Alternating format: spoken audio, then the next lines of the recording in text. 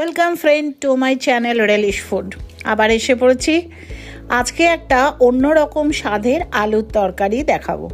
খুব সহজ রেসিপি, চলুন তাহলে দেখি। একটু অন্যরকম আলুর তরকারি করতে আলু সিদ্ধ করে নিয়েছি, খোসা শুদ্ধ, নুন দিয়ে সিদ্ধ করা। পেঁয়াজ এরকম করে টুকরো টুকরো করে কেটে রাখা, ক্যাপসিকাম, পেঁয়াজ শাক কুচি করে কাটা, পেঁয়াজ শাকের নিচের পোর্শনটা সেটা কাটা, ধনিয়া পাতা, রসুন, কাঁচা লঙ্কা, চিলি ফ্লেক আর চাট মশলা আর টমেটো। এই হচ্ছে এই সবজিটার ইনগ্রেডিয়েন্টস। আজ তো আলুগুলো সিদ্ধ দেখিয়েছিলাম, ওগুলো খোসা ছাড়িয়ে এভাবে টুকরো করে কেটে নিতে হবে। গ্যাসে কড়াই বসিয়ে দিয়েছি। গ্যাসের হিটটাকে লোতে রেখে কড়াইতে সাদা তেল দিলাম।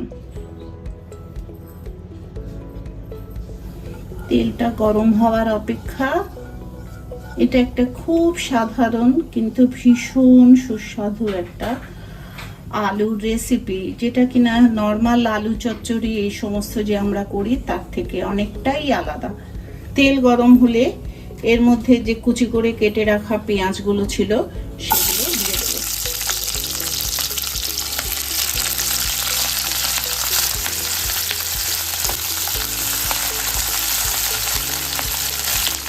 কুচি করে রাখা ক্যাপসিকাম দিয়ে দেবো।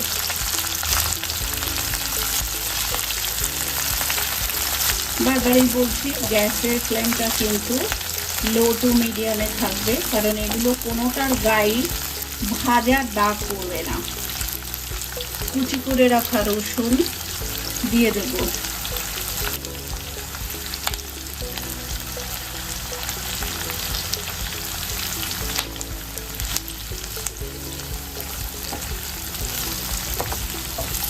নুনটা দুবারে ব্যবহার করব। প্রথমেই আলু সিদ্ধ করার সময় নুন দিয়েছিলাম, এখন এই ক্যাপসিকাম আর পেঁয়াজের জন্য, শুধু ক্যাপসিকাম আর পেঁয়াজের জন্য অল্প একটু নুন দিলাম।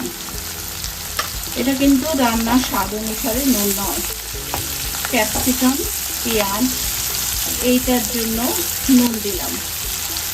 এরপরে দেব লম্বা করে কেটে রাখা কাঁচা লঙ্কা। আলু কিন্তু আমাদের সিদ্ধ করে রাখা, সুতরাং আলু সিদ্ধ হওয়ার কোনো প্রশ্ন নেই। শুধু ক্যাপসিকামটা যতক্ষণ পর্যন্ত আমাকে সফট করতে লাগে ততক্ষণই আমার কড়াইতে কাজ।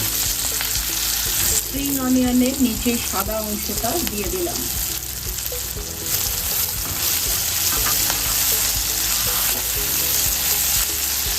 আগেই বলেছি যে কোনো তরকারিতে ভাজার দাগ ফেলবো না, তাই জন্য লো টু মিডিয়াম হিটে রান্নাটা করব।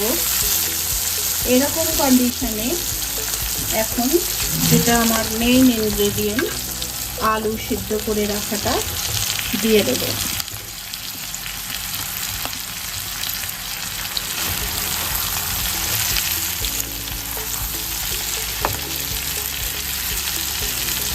সিদ্ধ করে রাখা আলুটা দেওয়ার সাথে সাথেই এটাকে একটু মশলায় নাড়িয়ে চাড়িয়ে কুচি করে রাখা, কুচি নয় টুকরো করে রাখা টমেটো দিয়ে দেব। টমেটো দেওয়ার সাথে সাথেই এবার রান্নার জন্য যে মেইন নুনটা দরকার, টোটাল রান্নার জন্য যে সসটার প্রয়োজন আছে সেই নুনটা দিয়ে দিলাম।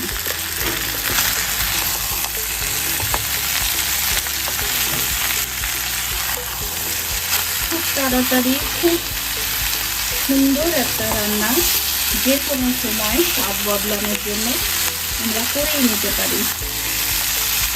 এরকম সময় চিলি ফ্লেক্স দিয়ে দিলাম।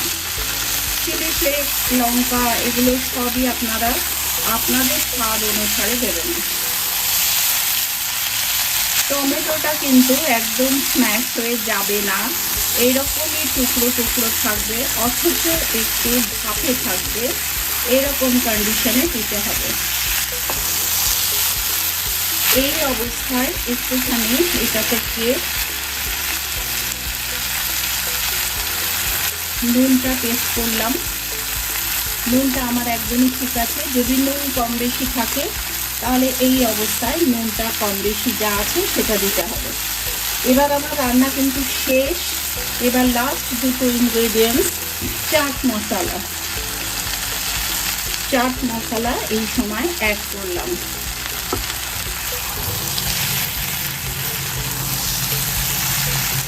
চাট মশলাটা ভালোভাবে নেড়ে চেড়ে মিশিয়ে দিয়ে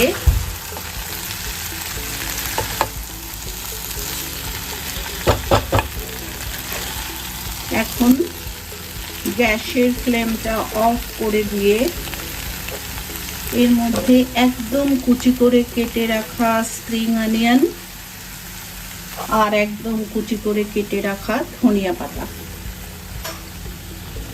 দিয়ে দিলাম। রান্না আমার শেষ। দেখতেই পাচ্ছেন কি সুন্দর একটা আলুর ডিশ তৈরি হয়েছে, যেটা কিনা রুটি পরোটার সাথে টিফিনে ব্রেড টোস্ট করে বা শুধুমাত্র মুখরোচক হিসেবেও আমরা মুখে দিয়ে খেতে পারবো। রান্না একদম কমপ্লিট। যদি কারোর মনে হয় যে এর মধ্যে একটু চিনি অ্যাড করবেন তাহলে চিনি অ্যাড করতেই পারেন, আমি এখানে কোনো চিনির ব্যবহার করিনি।